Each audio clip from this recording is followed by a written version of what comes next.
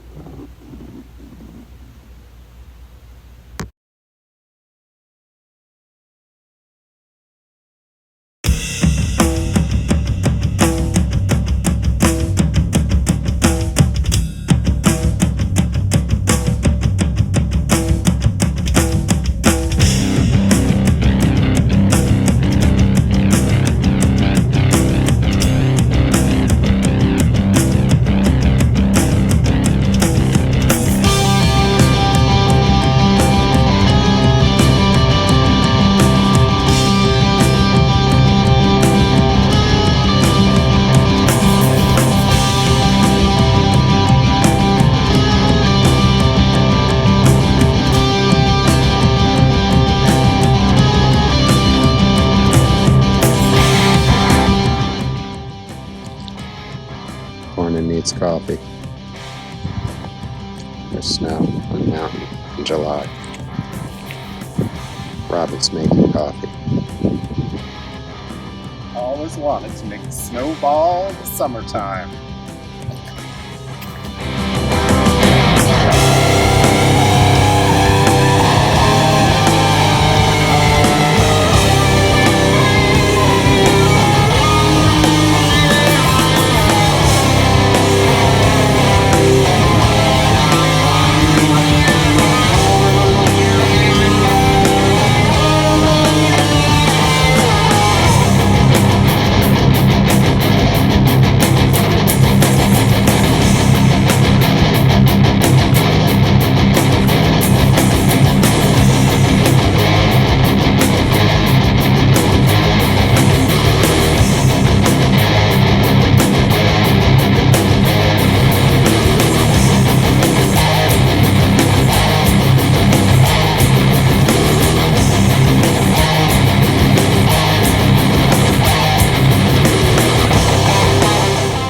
Sharon doesn't ride, so it was like, all right, let's take a day off from our legs. Yeah. I know, I just saw you lined up. I'm like, boy, that looks like fun. And we're like, hey, we'll go to Pole Bridge. And then when we were at Pole Bridge, I said, what else up the road? He goes, this Red Meadow Lake is really beautiful. It's like 12 miles. I'm like, off the pass. I'm like, great, I won't see anybody.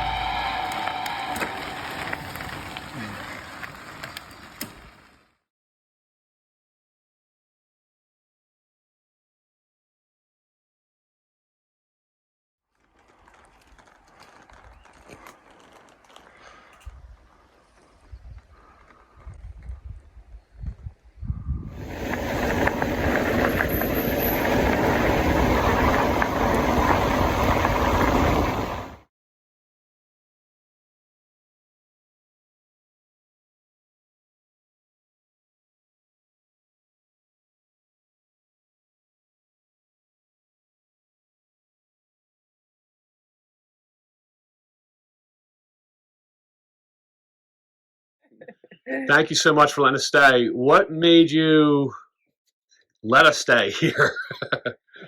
Feel bad for you guys.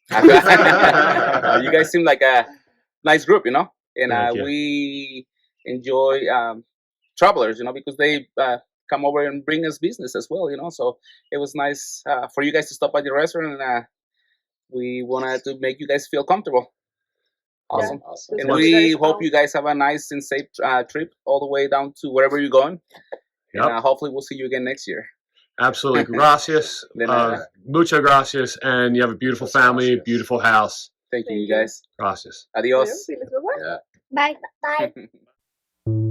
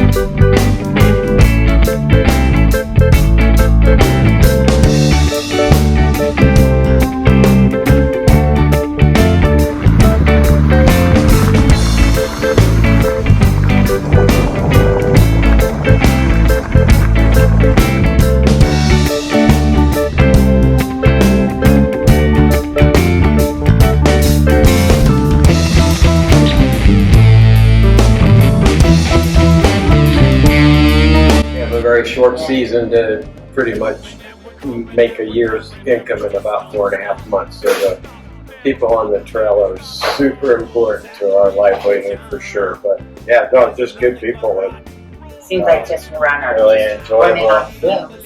But, You guys come in and they're inspiring. Right back I mean, yeah. it's inspiring because you meet all walks of life that come off that trail, but you meet people of all ages, which is can be extremely inspiring. In fact, a couple of weeks ago, the lady, I can't remember her name, Miss Holly. She's 100% blind. She's riding her bicycle from the West Coast all the way to the East Coast. They're filming it. The film crew follows her every day. They rolled in here during a torrential rainstorm that was just The things unreal. that you guys persevere is She was phenomenal. so very inspiring. Thank you. Thank you. I must say, I don't think I've ever met nicer proprietors in my entire life. Food, everything. You two, you're magnificent. Thank you. We hear that a lot about Montana people in general. You know, Montana. Montanans, Yes, Wyoming, people in Wyoming, just they're nice people overall. Yeah. Good people. We feel the same way. We people from back east, Australia. We had a gentleman from Japan yesterday, and that's Off the trail. exactly how we feel. We haven't met nicer people. Didn't speak Ever. English very much, but we a lot of arm and hand skills, but Right. we were able to. People always understand the language of kindness. We're now at.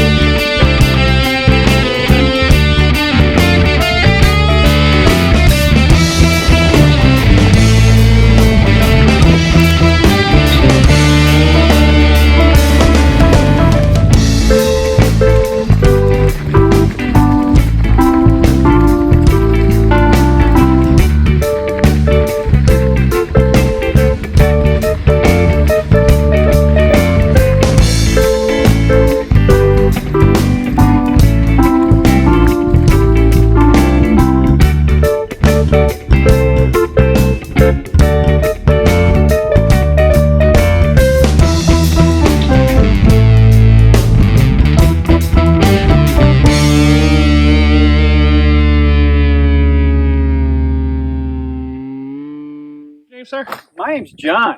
Hi, John. How are you? I'm good. How are you guys doing? Very good. So that's Keto, and that is Pichu, and Machu is over here. He's a very dark chocolate brown, so he blends into the shadows. You see him right here? Oh, yeah. Yeah. So Machu, Pichu, Keto, and Slate. Yeah, you're beautiful. I go in the shade. How long have you been here? Well, Barbara's been here for 33 years, Okay. and I'm a newcomer of only 6 years. And we have about 15 beds now. We're putting up cyclists. This is a Costco shed that we built a couple of years ago, Barbara and I. This is the original shed that was like a storage shed, and Barbara converted that. That's a corral shelter for just putting your bike there, and then the red shed can sleep up to 4. And the original cabin that Barbara brought down 16, 17 years ago that started this whole thing to host cyclists. Since she's been here for 33 years, she's been here as long as the ACA has defined the route. Sure. So Yeah. people kind of Yeah. stopped in and asked for water, that kind of thing. And then when she realized she was on the route, she wanted to support it more and brought that cabin down. And then when I joined 6 years ago, we've added all this accommodations, including the TV. Wow. So we have 15 beds, and also the sheep herders wagon. We had to get one because Ovando had one. We don't want to be left behind. Yeah, right. Everything here is free, and the only thing that we really ask in exchange is that people pay it forward. If you experience any kindness or love here, we hope that you'll take that out into the world on our behalf. So it's a pretty simple policy. And we hope that it helps make the world a better place.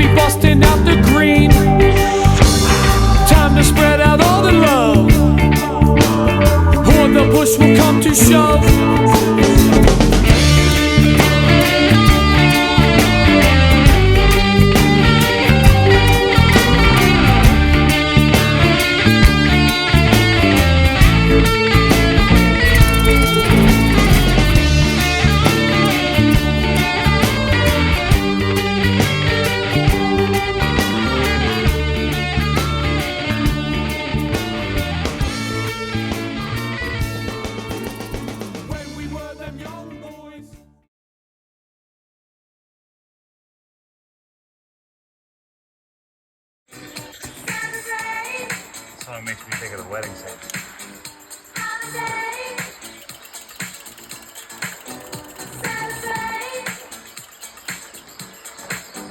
If we took a holiday, took some time to celebrate,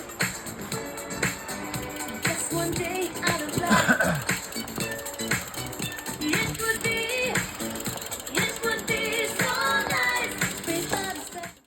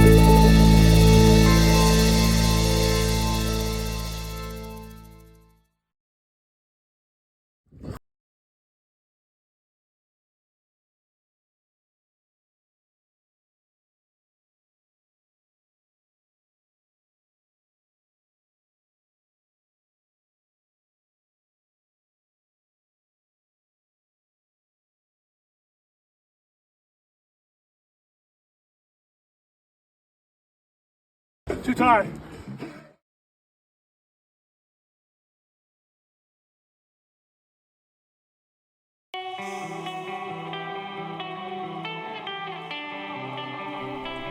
Day 14. Back in the saddle. Shot out a butte, rode some neat single track, and flew down some hero dirt, whatever that is.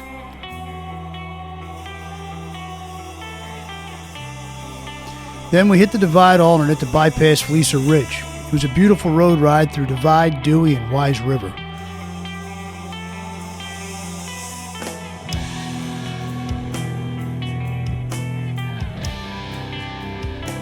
Hung a left on the scenic Byway 73 and pushed and grinded up to Elcott Springs, which was well worth it. Soaked in the hot springs and rented a small cabin for the night. It's totally rad.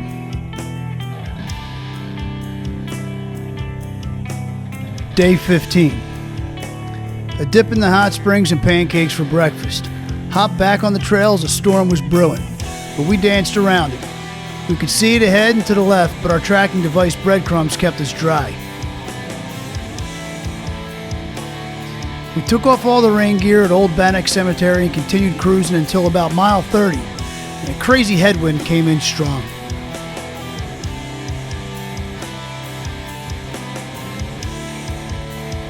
The wind definitely killed our mojo a bit, but we all rode strong and steady before we stopped at the first campsite we could. Hung with Brendan. He was from Donner Pass, California, and then we all hit the sack.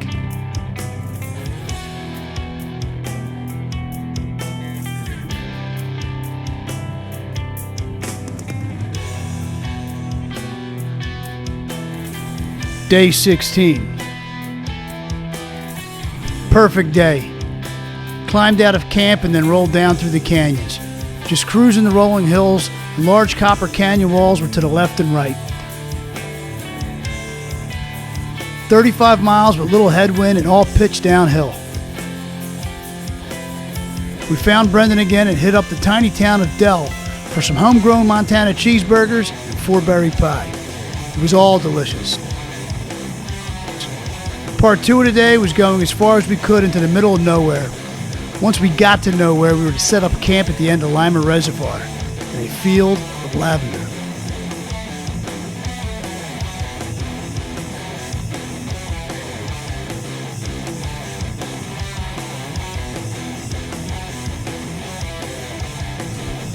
Day 17. The ride was the easiest part of the day for me. We rolled out of Montana via a scenic wildlife refuge. We are all battling in our own ways. As for me personally, I started my day with a head cold. Then I had to shit near an old cabin with a billion mosquitoes flying around. I busted my dropper seat post and somehow ended up in this camp that, I don't know why, but I'm completely allergic to. Either way, I'm still having a gosh darn ball and stoked to be in West Yellowstone, as well as the next state, Idaho. got a long overdue shower, and we did our disgusting laundry. And after that, I got to talk to Sandy and the kids for a little bit. I gorilla taped that seat post to avoid movement, at least as best as I could. I'm going to call a bike shop in the nearest town we go through in order to get a new one. The Divide. It's certainly an adventure, so bring it on.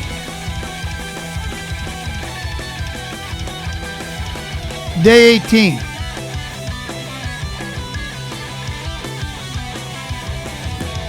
Everything changed in Idaho. Called a bike shop in Pinedale, Wyoming, and he has a post in stock.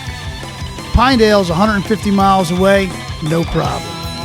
Now that we are in Idaho, we left the scenery of cattle country behind and entered back into the forest. Island Park is a maze of off-road trails and notorious for the deep sands. This is what we're riding through. About 20 miles. Nothing but sand.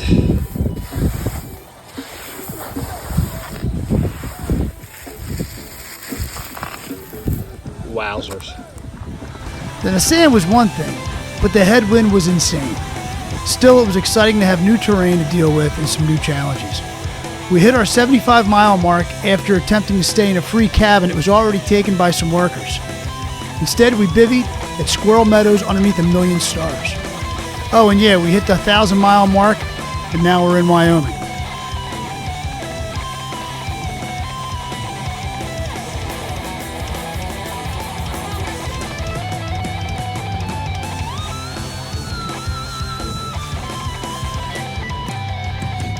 Day 19.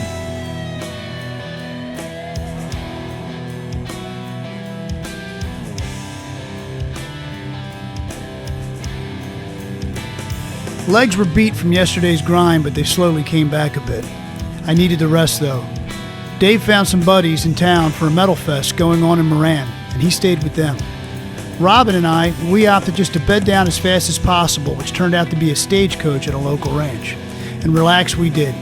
Had some good food and hit the sack inside the stagecoach. It's a battle in many ways. I'm finding sleep and recovery to be vital to get the mileage needed in. Truthfully, it all has me a little vexed. How do I meet the ultimate goal in the days allotted and still recover sufficiently? We'll have to see.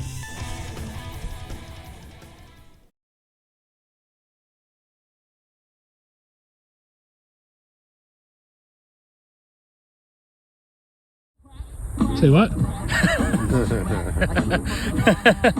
You gotta catch me in my natural habitat. I don't like being forced to do things. I feel dumb and get embarrassed. All we're doing is asking you to dance, dude. That's the problem. There you go.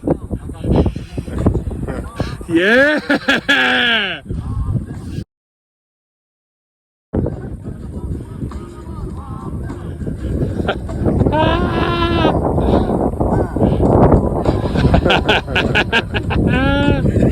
You did it. Day 20.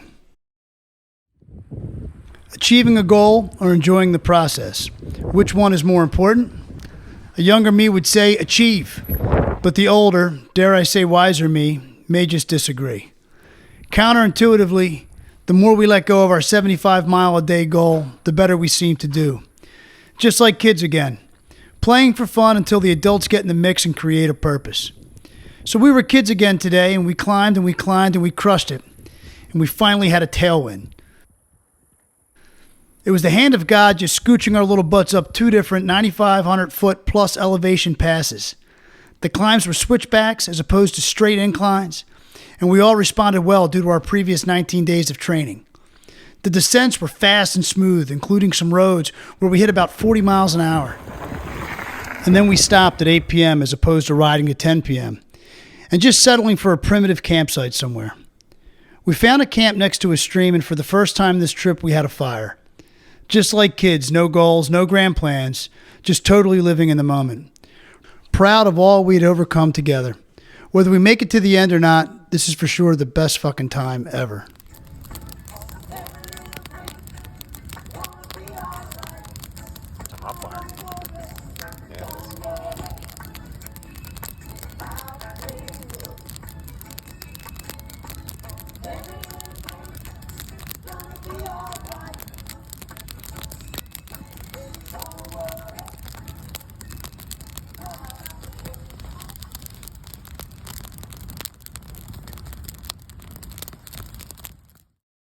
Day 21.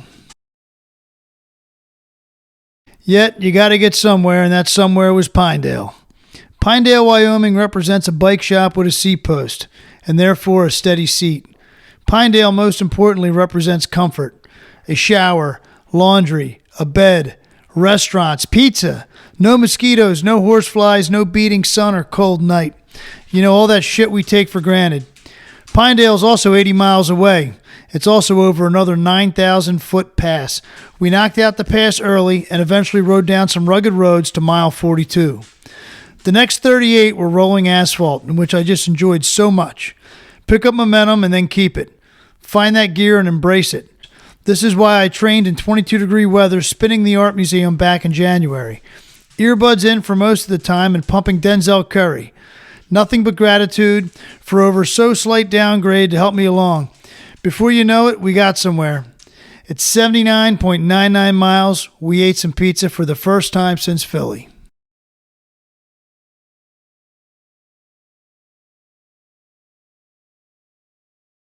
Day 22. It's also prudent to plan ahead. With the notorious Wyoming Great Basin looming, we made a plan. Now that we reset via the pluses that come with a hotel, we devised a plan to prepare for the basin. A big shout out to Austin from Geared Up Cycles for repairing my seat post. We also had a chance to mail in some extraneous stuff and restock on supplies. The plan is to do the Great Basin in one day. So the 85-mile ride from Pinedale to Atlantic City, Wyoming will be split in half. We're going to take it easy today and tomorrow, physically and mentally prepare for the challenge that is the basin. We stopped at mile 40-something and pulled off onto BLM land and rode up a small ridge. It looked like a good spot until a crazy little storm rolled through and blasted us as we set up. It was mostly the fierce winds. Any animals around were surely amused watching us try to set up and hold down our tents at the same time. What an adventure. So now I sit on a rock high above, looking down at the land we rode through to get here. Nice and relaxed, just following the plan.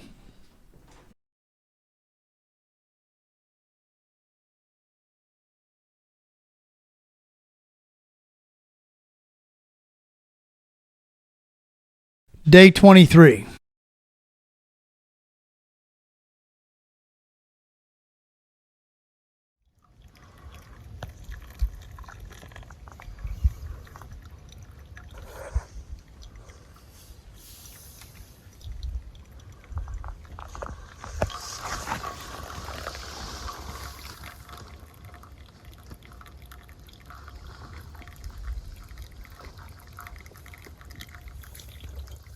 Dystopian Mad Max type shit. Just three bikers on a dirty, dusty road through a dry, high-elevation desert. Off-road motorcycles, four-wheelers, and pickup trucks occasionally come rooster-tailing dust in the distance. Most will slow when they come upon us, as not to dust us out. Some offer water, all of them wave. The locals seem to appreciate us dividers. They also seem to respect us because, we're kind of crazy. Got a sarsaparilla soda in South Pass and then grinded up to Atlantic City, Wyoming for a heavy dinner. The map said primitive campsite 10.3 miles into the basin at a water source. So we made that happen. Stretched, pounded water, and hit the sack early. All is right with the world.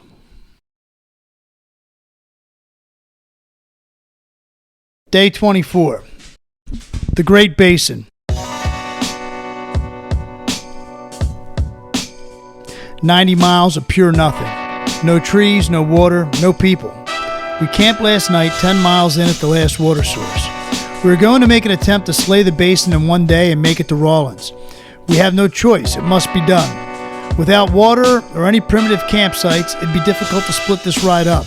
So 80 miles of basin, and then we're going to travel 40 more to Rawlins. That math is correct. We headed out early and took advantage of no real wind, so we rolled east. We knew the winds were coming, and we were banking on the westerlies to make life a little easier. But we didn't get that lucky.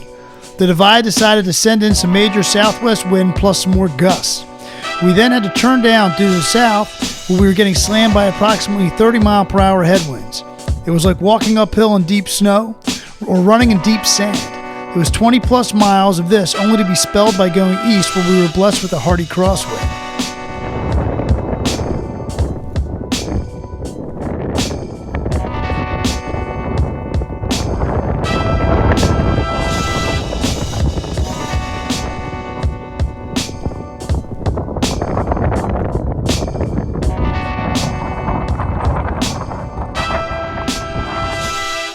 But we made it. We made it to the end of the basin. Now just 40 more miles to go. As I stood there at the 40 to go mark, it took all my mentals to accept that such a long last third is still to go. I thought about how I gave up coaching Little League baseball for this kind of moment. I sacrificed going to my kids' games, practices for this kind of moment. There's only one way out of this, and that was to go through it. That became my mantra. We all grinded, and it wasn't enjoyable for all. It's tough to do this shit when you really don't need to actually do it. We made it to Rawlins in the dark. We went and found ourselves a hotel. What's next from there, nobody knows. But one thing I do know is we got across the damn basin, and Colorado is now in our sights. Day 25. Dave has been having trouble due to pre-existing nagging injuries. For one, his bad knee from his flatland days. 2, only one kidney. And 3, probably the one that affected him the most, a bad neck. This didn't allow him to be in his arrow bars for long periods of time. The fact that he even made it through the basin without being able to be in his arrow bars is completely insane to me. I had to ride my arrow bars the entire ride through the basin. Dave, you are a total badass. 24 days and all those miles together will never be forgotten. We hugged goodbye, and then Robin and I hit the road literally. It was due south out of Rawlins, up into the steep rolling hills. Of course, we still had to contend with that damn wind, just relentlessly blowing up from the south. All I could think of was how I understood how bad this sucked for Dave. Robin and I rode judiciously as to not push too hard. Our plan was just to go as far as we could without pushing it too much so that we could best recover. When we had enough, we found some land next to a beaver dam. We have water and flat land, and that's going to have to be good enough. We cooked up a great hobo dinner that consisted of tortilla beans, chili, cheese Fritos, and Mike and Ike's for dessert. It wasn't the same being a duo as opposed to a trio. But then again, each day on the divide has proven never to be the same.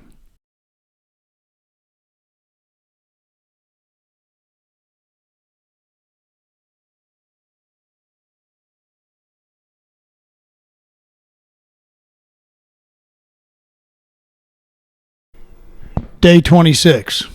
Today was a dog day, but not in the true sense of the euphemism.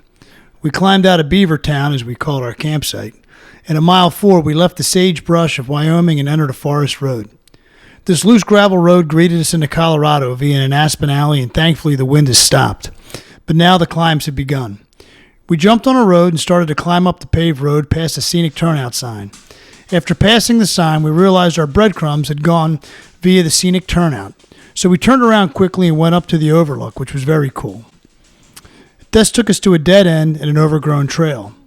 Funny, the route took us this way, but anyhow, we ended up this thing, and into the distance we could see this small white dog.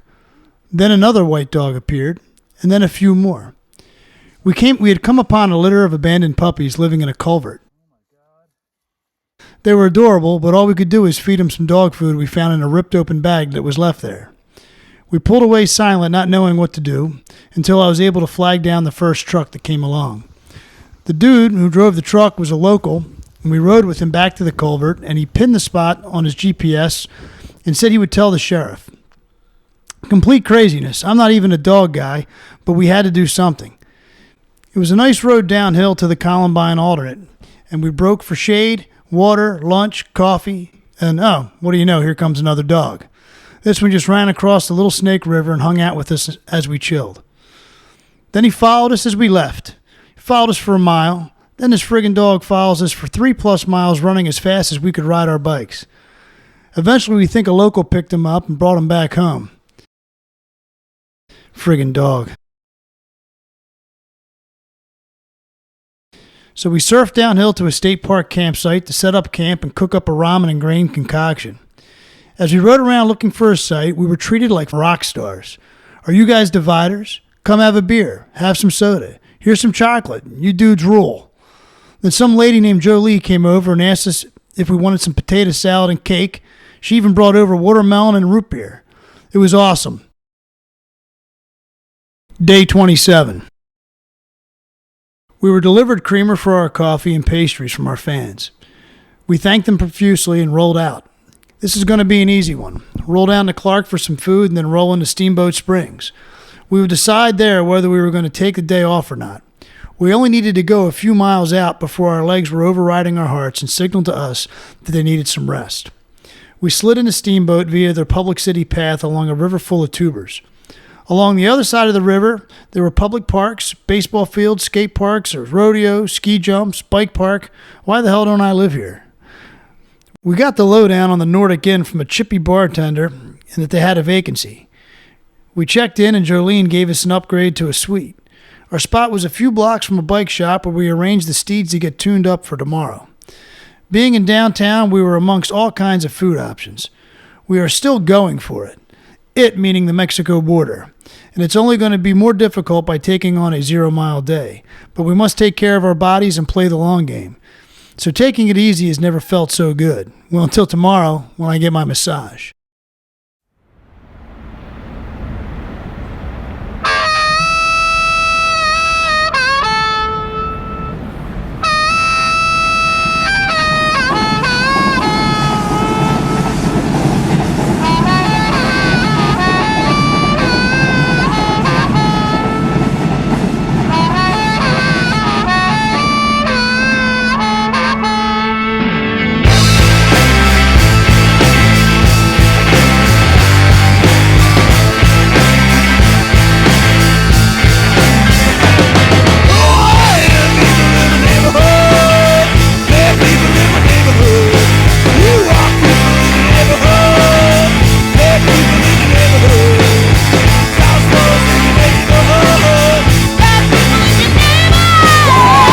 People in my neighborhood, bad people in my neighborhood. Bad city, bad city. Oh, I got shots in my neighborhood, gunshots in my neighborhood. You got shots in my neighborhood, gunshots in my neighborhood. People died in the neighborhood. I got shots in my neighborhood, gunshots in my neighborhood. Bad, bad city. Bad, bad city. Bad, bad city. It's got me bad, bad city.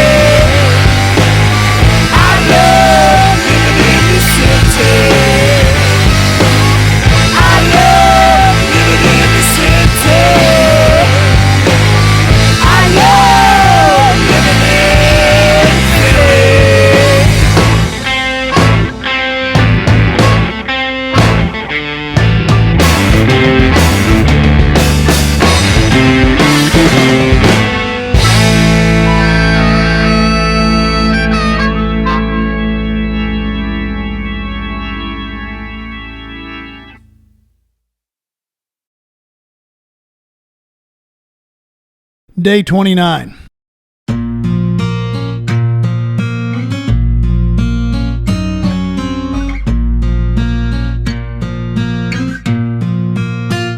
every day. Rapping, hip hop. We miss our families. We miss our friends. Rolling out of comfort and actually heading out of town is more difficult than we imagined.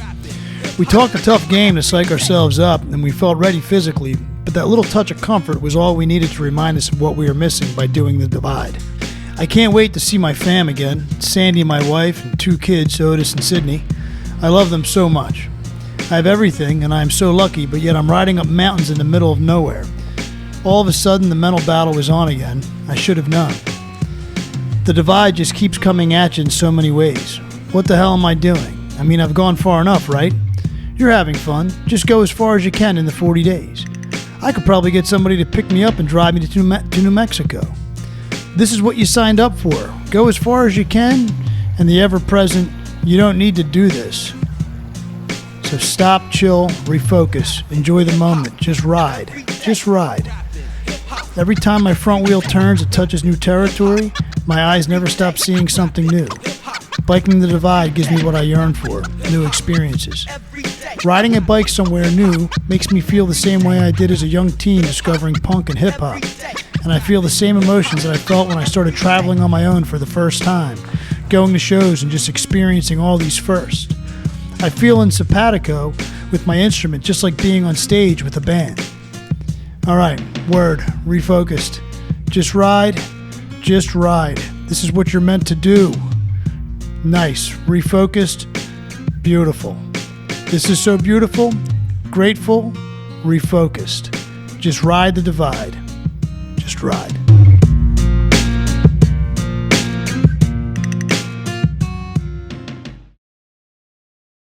Day 30.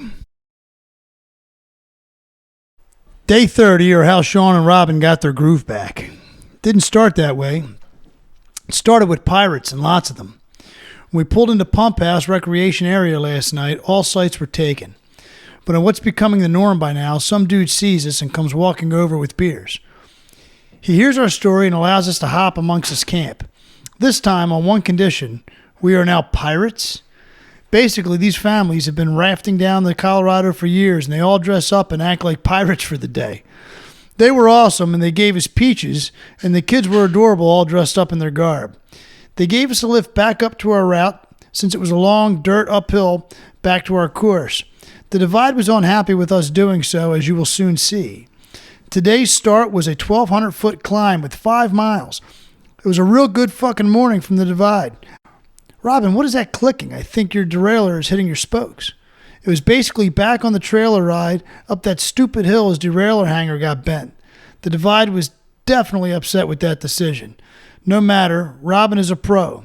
He has a spare and we replaced it in the hot sun.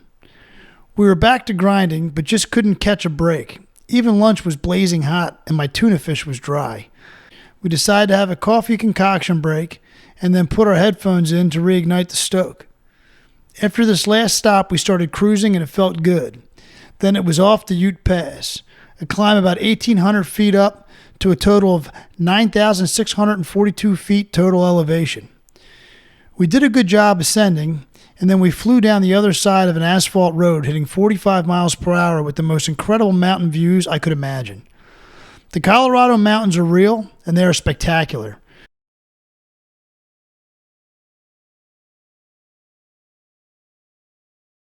We found a cool enough campsite, so we decided to bed down as opposed to pushing into town so that we could eat the last of our supplies that we've been dragging up and down before we re-up tomorrow.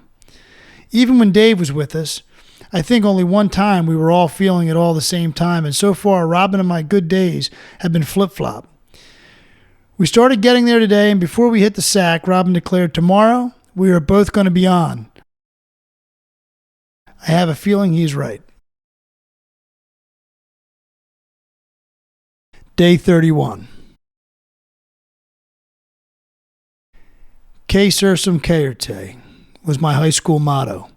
As we self-motored up 11,462 feet Boreas Pass out of Breckenridge, it came to mind.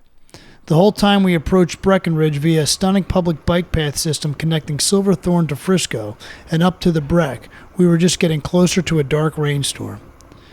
So we donned our rain jacket, rain pants, rain gloves, and shoe covers. There's a bit of satisfaction to put them on again after carrying them for so long. All the while we were singing songs about how stupid we are for riding past all these hotels and laughing at ourselves for doing this certain venture.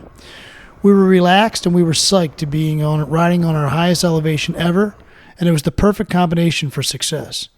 Just singing and riding and laughing gradually up to the pass. Then it turned to dirt, and it rode along a steep drop-off with a view of the mountains.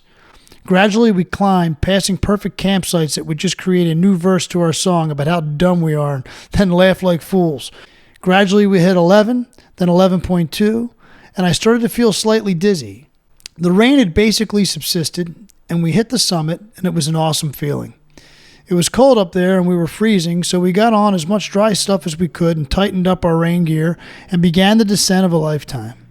Not steep, but gradual and long and winding. We rolled along the side cliff edges again and through tunnels of aspens. Robin and I glided down through the Colorado wilderness. It was a total of 10 miles of surfing the backside of a pass until we landed in the strange, practically ghost town of Como.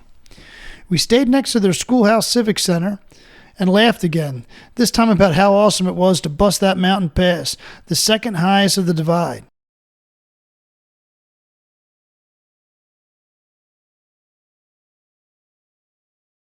Who would have thought que sursum caerte, which means seek those things which are above, in Latin would come back round to me like this.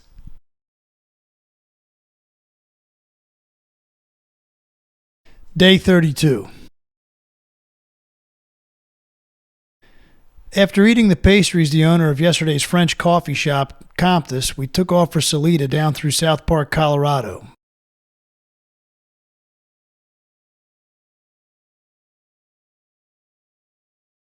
My mind game today was to try and figure out what had been the most invaluable piece of equipment on this ride. I could easily say it's my bike, but more specifically, is it my tires that have floated me across all this diverse terrain so far? Or how about the bags, custom frame bag by Rogue Panda that just holds so damn much? Or is it the Revelate frame bag that I run upside down along the top of my top tube? Perhaps it's a dynamo front hub that's charging all my electronics. My front forks absorbing all these washboard dirt roads. My seat that feels so damn comfy after all these miles. It's got to be the aero bars allowing me to pierce all these headwinds, right? The bike components are an easy pick, but what about my comfort essentials? The one-person tent that keeps me safe from all the bugs and elements, that's a good pick. Actually, I'd say the blow-up mattress that integrates with my sleeping bag, that's even better. But where would we be without the cook kit? This is something we use daily for coffee, breakfast, and dinners. Well, wipes are a very useful amenity, and they're great to have at the ready. But then there's tea tree oil, the greatest ointment known to, well, at least this man. Nothing cleans the undercarriage like this nectar of the gods. After 60 miles or so, I still haven't decided, and I became distracted by the dive into Salida. We had to have our rain gear on again, and we came around what the locals call Amen Corner. We were looking down the valley at 10 of the Colorado 14ers, and they just dwarfed the mountains we have seen so far. It was a 9.2 mile descent right into rainy Salida, where we ducked into a hotel for the night. Shower time, thank God. Then tea tree oil time. It's got to be tea tree oil. Most important item, the tea tree oil. Day 33. As we rounded a corner, another divider came swishing down past us and rang her bell, all the while smiling. However, this was no normal divider. This was Alexandra Hutchin, Tour Divide's women's single-speed world record holder. We could tell right away by her signature boots. Let me tell you, we were flabbergasted. She, of course, was super cool and humble and just so full of spirit. All right, so we are here with, Alexandra Houches. and from what I understand, you are the record holder for single speed. From the Tour Divide, the women's single speed record. That is unbelievable. Thank you. And what is that record? 18 days and some change. Have you been a single speeder all your life? No, I started out like as a fixie queen, that's what I called myself. So I started out on one gear, and then my very first mountain bike actually was a single speed mountain bike, but I went to go shred with my friends, and I just couldn't hang. It was too hard. I wasn't good enough at the technical stuff. I wasn't quite fit enough to push it, and I had the wrong gear, but I decided I hated single speed, so then I got a geared mountain bike. But that gave me the confidence to kind of learn my mountain biking skills a little bit better. And then I had done I'd done the Tour Divide twice on gears. So then I was like, well, I want to change it up and try it on a single speed. Is it more fun on a single speed or with gears? Single speed. Everything's more fun on a single speed. That is insane. It's just like everything's way easier because I'd ridden it south to north and then north to south. I was like looking for a different way to try it. That's awesome.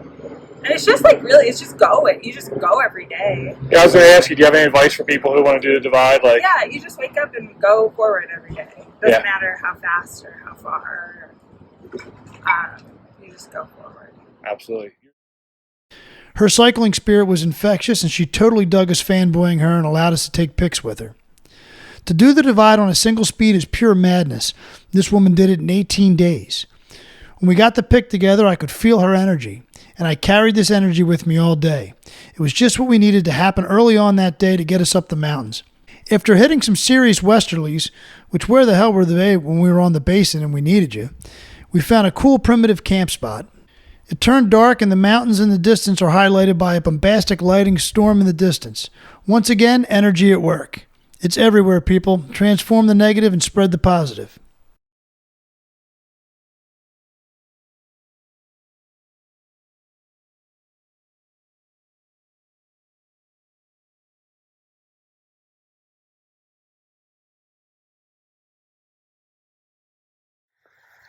all right, here we go in Eureka, Montana, and we're going to interview a couple different dividers, starting with Malik from Oregon. That's right.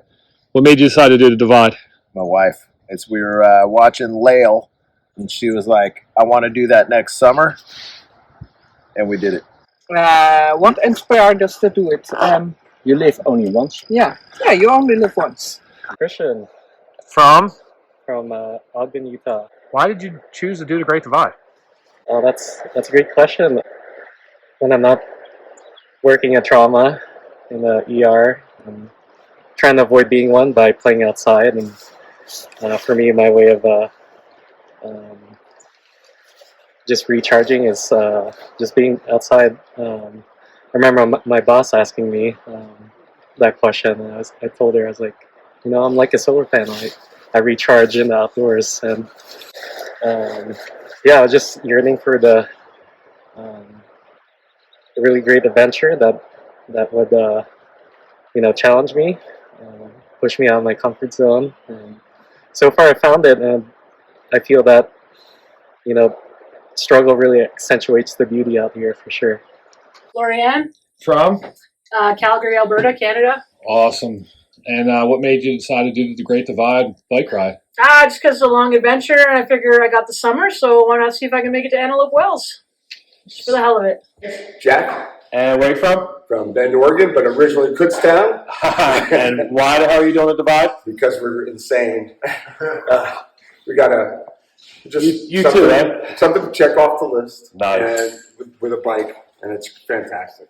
Dan, and why are you doing the divide? Same reason, you're insane? Because I'm following him. He needed company. I'm Abigail Olson. And you're from? Boston, Massachusetts, but I grew up in Nebraska. Very cool. And why did you decide to do this very daunting bike trip? Yeah, I had a couple extra months this summer. I'm in medical school and splitting my last year over the course of 2 years to have more time to do stuff outside primarily. And I decided this was the thing that I should do. Brendan from Donner Pass, California. I don't know. I did a long road bike tour, and I wanted to do one off road, and it's been waiting to do this for 5 years now. It's finally able to. Ashley from Vancouver, British Columbia, Canada. Nice. And you're northbound? Northbound, yep. Got about a couple of weeks left. Neil. From? I'm from California, Bay Area, Santa Cruz Mountains. Why are you doing the Great Divide? This is the last opportunity I got to do it before I start having kids. My name is Jocelyn. Where are you from? I'm from France, but I live in Canada. That's a good question. I don't know. I was supposed to race it like with the roundabout. Could not do it because of life. So doing it by myself now, that's pretty much it. know what I'm saying? With a Dusky, Frisco, California, San Jose, Palo Alto. What's up? Ken? And Heather. We did it for a charity. We raised $25,000 last year, but weren't able to make it across the border because of COVID. So now we're finishing what we set out to do. And the inspiration, because we were talking to people, do you see that Lael Wilcox film?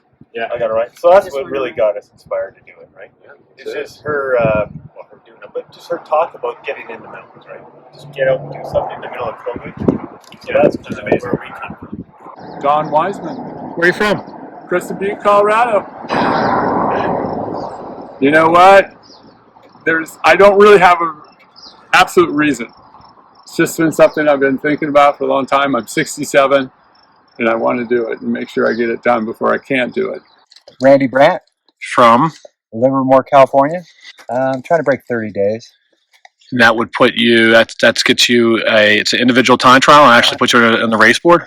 I'm not really sure about the race board, but I thought it'd be like an additional challenge. I started to do it last year with my brother, more a touring route, but doing it alone, it just makes it easier to kind of push a little harder. We're from Santa Fe, New Mexico. And what did you call yourself? We called ourselves Grannies on the Go. Nice. And it's not because we're grannies, but because of the granny gear. So here we are with a father and son team. What's your names? My name's Reese. I'm Tideman. We've been talking about it for years because I've always ridden and raced bikes, and Tideman grew up riding and racing bikes, and it was just one of those adventures. And we're not doing it in the whole thing like yourselves in one go, just time, life to do it. And so the plan is to do 5 stages. So this is our first stage, and just because of time, again, we're doing Colorado first. Austin. And you're from? New Jersey, of all places. I thought I was the only Flatlander out here. That is so cool. Yeah, 20 minutes over the bridge. That's what everybody says, by the way. Yeah. Quit my job and decided I would have to do something. Didn't think I would last to through hike because there's just too much road walking. And so I figured 20 minutes of bad biking or 20 miles of bad biking is still 20 miles of fun. Russell from Maui, Hawaii. Because I can. I riding bikes for 3 decades. Started raced mountain bikes back in the 90s, and I'm a bicycle tour guide, so I get paid to ride a bike anyway. Awesome. Yeah. Sweet. So I realized, well, I always knew it, but life is uncertain. Got to eat dessert first. There's no guarantee that when you're older, retired, you got time that you're going to be able to do what you want to do. So do it now. Do it while you can. Why do we do these things? I don't know. Oh, buddy, this is soul-filling. Right? I know you know. I mean, it's hard to explain. I have a buddy who wants to bike pack with me. And when I told him I was doing this, I told him part of the deal was I wasn't really going to tell him about it because you can't explain. Yeah. You can't explain the people you meet. You can't explain this. You can't explain being on the ground and flying low. Yep. Epic. Yeah, I agree. Do they make pink ones? I think they do. Smile for my family. Hey, here we are. Hi from Edmonton. Hi. Hi, family. There you go. Very cool. So you're averaging how many kilometers a day? I don't know, like I try to do about 100 miles, so I have some days less, some days more, maybe for 25 days. Nice. Did you see any racers come by? Tons, yeah. I chatted with second place guy Manu. I missed the leader because of Pytown mud. Huh. I got stuck in Pytown mud, but he did too, but I took a detour around it. Nice. But I had a chat with second place guy, he was flying. The top 10 kind of, I bumped into most of them in a quick chat. It's nice. Very cool. Very They're cool. Unbelievable. The speed and power and stamina and the discomfort that they can suffer. I agree. Hardest part so far, you're heading north. New Mexico. Yeah? It was a bear. All right. It was so not fun. Gotcha. It was all washboarded, muddy, or just like straight up couldn't do it because of the rain. Took the Tour Divide pavement. It was like 400 miles of pavement. That was super fun. Gotcha. You been having fun or what? Yeah, I'd say highs and lows, and the lows are right around the corner when you're on a high. It's kind of the the tour and what it's about here, the Divide. What was the hardest part so far? The basin. Yeah? Yeah. Headwind? Headwind. One thing we've kind of, I guess, learned or seen on the trail, other than the great thing with people, is just when it's bad, it gets better. Or when it's better, it gets worse. Really shitty. Yeah, cut you up, but every time you get fucked up, and like you were saying right now, right, when you're like expecting to like have an easy time, there ain't no fucking easy time. You're just gonna get your fucking ass kicked. When you're getting your ass kicked, that's the best part. When you're done, you're like, "What's up? What'd it do?" Yeah. You know what I'm saying? Absolutely. Having fun so far? Amazing. Yeah, it's amazing. I feel a bit popped now, though. Wow. Yeah. You're more impressive than what we're doing, I think. I don't think so. I don't know. I'm pretty impressed, I gotta tell you. Yeah. Is it the goal or the process? It's the experience. Bike's just a tool to be out here. Love it.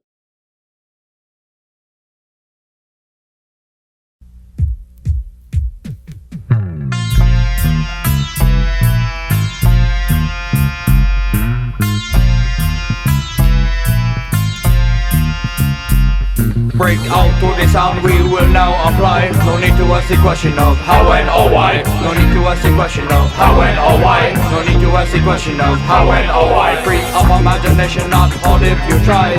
Open your heart, your fist and your eye. Honest emotion speaking, never lie. Open your minds without wings and fly. Opinions don't matter, no need to be shy. End of your rope, there is enough you must hide. Every man must get his piece of the pie. Earth and must work each day to remain high. My soul is something no man could ever buy. Power of loving, make all dig outside.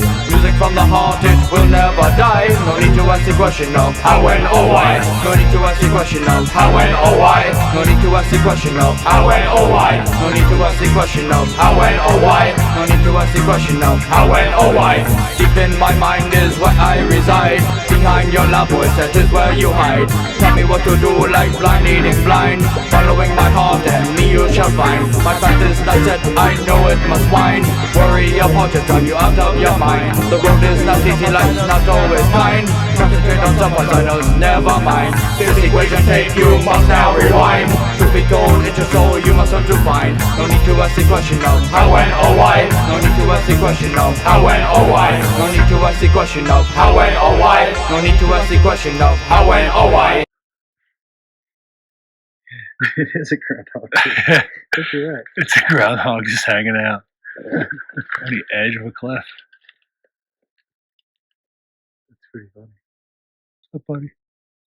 Break out through the sound we will now apply. No need to ask the question of how and or why. No need to ask the question of how and or why. No need to ask the question of how and or why. I no longer go, I'm not no normal guy. I want different things and money can buy. I have a longing feeling to be way up and high. I feel from deep inside to take off and fly. Rise up in this world and reach for the sky. Put your mind to it, it won't be denied. To live without trying is only a lie.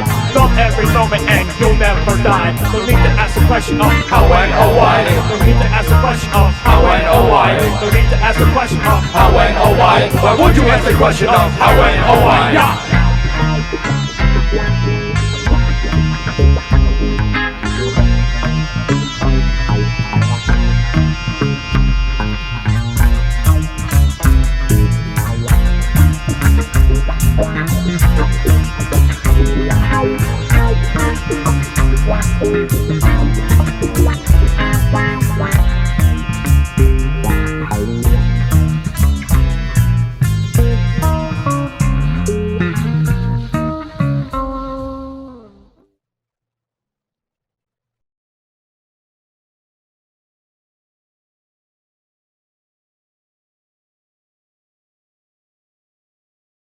Day 35. It was time. Time for the most strenuous climb of the entire divide. Exiting Del Norte and exactly 23 miles up into the wilderness of the Rockies is the Indiana Pass summit. Weighing in at 11,910 feet tall, this behemoth was not a gradual like some of the previous passes, and it was certainly relentless. I was ready. I had a great breakfast and I was feeling good, but I had a secret weapon. Since I had a signal last night, I was able to download a new Pandora station especially picked for this climb, Unsane Radio. As the road turned from asphalt to dirt, we stopped for a moment and put the earbuds on. Thus began the first steep part of the climb, and I had the Melvins blasting in my ears. The headphones make music so intimate. I can't help but think of myself like one of my uncles in the late 70s blasting Sabbath with big-ass headphones attached to my head. Now clutch is on, and I'm riding to the beat of JP's bass kick. Then some Unsane, followed by Minor Threat, Quicksand, Mudhoney, Jesus Lizard. I'm pumped, and I'm ready to tear this climb to shreds, and so far, I got this covered. Rollins, Bad Brains, Sleep, Shellac, one banger after another. Every corner, another climb. It seems I'm always looking up at a rising road ahead. The music has me pumped, but this climb has me stumped. All I can do is concentrate on getting it over with, but it's never ending. At about 10,400 feet, we started at 7,800 feet, my legs just couldn't push anymore and I had to stop. Heart-pounding soundtrack and all. It was time to nourish. Robin and I were silent, but our faces said it all. This is Burley. Back at it, and now I got helmet, big business, more Unsane, and Minor Threat. I'm doing good and feeling strong, but damn, this grade is burning my legs up. I'm holding on, but none of my psych up music can help extinguish the burn. I'm getting humbled. The Divide was laughing at me for even though thinking I could spin the whole way up, yet I wasn't giving in. Hopped back on and I felt like a new man, fresh and ready to rumble. Thankful for my soundtrack because it never let me down, and I eventually arrived at the summit with the Butthole Surfers playing along. At 11,910 feet, Robin and I made coffee and snacked to the sounds of sheep in the distance while overlooking the mountains below. We ended up climbing 4,100 feet in 23 miles. Eventually we enjoyed some downhills, but then we got our first flat of the Divide, Robin's front tire. He had to throw a tube in, and we did so swiftly. We climbed up the Stunner Pass at 10,924 feet and opted to cap out in the wilderness as opposed to hit the next town only a couple miles out. I pulled out all the stops today, but the Divide wasn't phased. The Divide is so harsh, there wasn't even a sign at the top of the Indiana Pass to take a pic with. There was no reward at all. The Divide just doesn't care. But the Divide does know, and we know as well, neither the Divide or us won or lost this battle. We both only proved how badass we are. Day 36. The Divide is getting long in the tooth for me. Personally, I entered New Mexico on a whimper, just totally spent from all this climbing. If you haven't done the math yet, we are not going to make it to the border. We allotted 40 days and my family just arrived in Albuquerque to start the hover in order to grab us wherever we are at the 40-day mark. The hope now is Grants, New Mexico, which will have us complete 6 of the 7 sections. We will be leaving 400 miles on the table. We are both absolutely fine with this. The Divide is not letting up, and it has me teetering. If anything, it's leveling up the pain and misery. Non-stop climbing, the stupid headwind came back, and New Mexico dirt roads are hardly roads at all. Ruts, rocks, and a new adversary, mud. This place looks like a monsoon hit it because it has over and over again. All the talk with northbounders has been about how bad monsoon season has been this year, and it shows. Down trees everywhere, huge puddles, and everything is just so rutted from all the water runoff that it has us riding the center spine of the road. Careful not to fall left or right into a rut. Some of the trail is totally unrideable and nearly unhikeable. Pushing a bike up a rocky hill and trying not to break my ankles has me thinking of getting off this ride. I'm so angry at this point I'm getting mad at the cows. Stupid cows and all their stupid cow shit. It's literally everywhere on the Divide. I had to try something different because I was going south fast. I've steered my mind so many times this adventure, and I am so beyond tired that I won't fall for the same tricks anymore. I decided a new technique. Let the anger just flow through me. Don't fight it. I'm only human, and I'm doing an insane task. Get mad. You're allowed to. Anger is an energy, so use it properly. So every time I went by a cow, I would talk shit on it in my head. I let myself be mad about bikes, and I allowed myself to really internally gripe. But never with Robin, because I could never take it out on him. It was not his fault. It's the damn Divide, and it's all its incessant challenges. Eventually we got to camp, like we always do, despite how hard, moderate the day was. We began the setting up a camp and dinner ritual.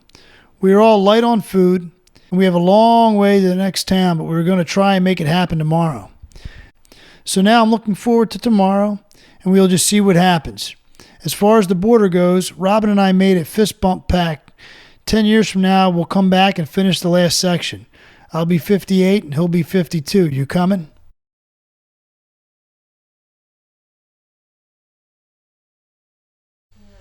Day 37. The new day starts and we are ready to get down to business. 90 miles to Abiquiu, and we are down to the bare essentials food-wise. So we need to make it. Starts with a climb, but we are feeling good, and at least there are some long downhill stretches today so we can recharge our legs between climbs.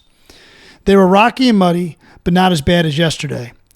It was raining a bit, but so far, so good. Then we climbed and grinded and grinded and climbed. We eventually got to a public campground after a long ascent and found a small shelter next to a picnic table with a water spout. Unfortunately, the water was turned off, which was a bummer because both of our water filters have clogged and sprung leaks. For the first time, Robin was despondent. We were just both so over all of this nonsense. The funny thing is, we were both feeling good physically, just mentally we were worn down. There was no need to push ourselves anymore, and the draw of my family plucking me out of this situation all the way out here in New Mexico was too tempting. So there we sat in the first shelter we ever came across that we could actually use and decided to quit. We decided to contact Sandy and have her pick us up at Abiquiu tomorrow afternoon. We would ride 15 more miles to a convenience store and get some dinner for tonight and then roll out to Abiquiu in the a.m. Sandy and the kids would grab us in the afternoon. We rolled out of the now dubbed Quitter's Hut and planned to have some fun. We look forward to some junk food at the convenience store and one last night in the wild. The Divide, however, was apparently pissed at our decision and had other plans, serious plans. All of a sudden, the sky began to darken, thunder started to roll in. We seemed to be climbing upwards towards the storm, and it slowly started raining again. We threw our jackets on, and then the skies really opened up. So we ducked for some cover to throw on our pants and shoe covers. Suddenly, boom, and then crack of lightning somewhere way too close. The storm was directly on top of us, and we were 10,000 feet in the air, and let me tell you, the thunder is way louder up there. We took off and started the ride into a total monsoon. It was a bad spot to be in, remote and rugged roads that were now flash flooding with cold rain bearing down on our faces. We kept riding through it and just tried to ride out of the monsoon, which we eventually did, but the damage was now about to begin. The roads were so muddy that now we would ride through the puddles we were previously trying to avoid. The mud was so bad it was jamming up our bikes, and eventually we had to hike, step by step in the sinking mud. There was no avoiding it, and we had plenty of miles to go to just get to this damn convenience store. Except when we got to the Canyon Plaza, there was no convenience store, just a tiny town with nary a person around. We were now soaked, cold, no food, little water, bikes destroyed by mud, just scraping and clanging our way out of town. To make matters worse, I lost my tent poles and our breadcrumbs directions computer stopped working. It was a nightmare.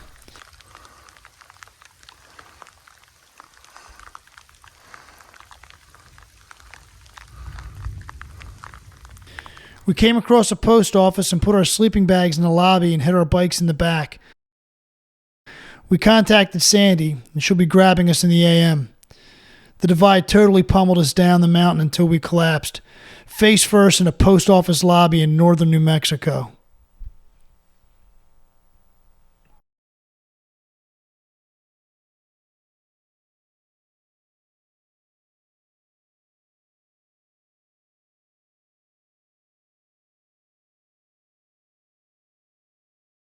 I awoke under the awning of the post office in Vasilitos and brewed the last of our coffee. It is fitting that we ended the ride like this. The Divide is a lot like life. It doesn't care. Just like the winners of the race and many others who finish or don't, there's no fanfare, there's no prize, there's no glorious end. The Divide, like life, is not good nor bad. It just is. It was a lot of hard work with not as much reward, but the satisfaction of accomplishment was undeniable. You gotta have grit, and you gotta have know-how, and most importantly, you gotta love riding your bike. Philosophically, the Divide taught me that goals are important, but not paramount to the process. In fact, just like life, it's a matter of balance. I would also add that it is definitely 90% mental. We have seen the harshness of reality and been helped along by the best of humanity. We turned the climbs from obstacles into challenges, which bettered ourselves physically, and those nasty headwinds in the end was just character building. The commitment to do your best each day combined with being okay not hitting the goal created a beautiful experience. For me, pushing myself physically combined with the new experiences, places, views, emotions created a spiritual state. I am determined to carry this spirit with me as long as possible in order to be a better husband, father, brother, son, friend, and rider to myself and others. The divide was all-encompassing and a great time. We truly gave it hell, almost as much as it gave us. In the end, there was no winning or losing. It just is. And now, after 2,100 or so miles and over 138,000 feet of climbing, I am back in the loving arms of my family, fresh and raring to go, with a reignited spirit. Look out, world. If I can do this, then I can do anything. See you soon, preferably on a bike. Peace.